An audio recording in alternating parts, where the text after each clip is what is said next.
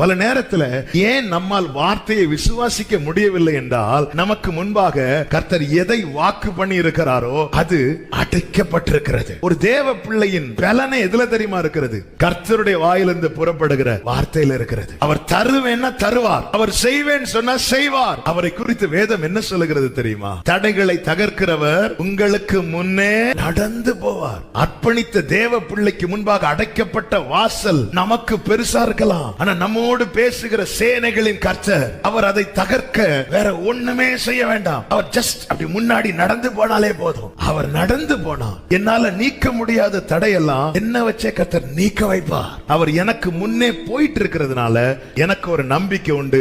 எனக்கு குறித்திருக்கிறதை கர்த்தர் நிறைவேற்றுவார். இவ்வளவு கடினமான சூழ்நிலையோ எது ஆண்டவரே, இந்த பாதையில நான் போகிறதுக்கு முன்னாடி நீங்க ஒண்ணு என் முன்னாடி நடந்துட்டீங்கன்னா அது எனக்கு சமாதானமா இருக்கும் ஆண்டவரே.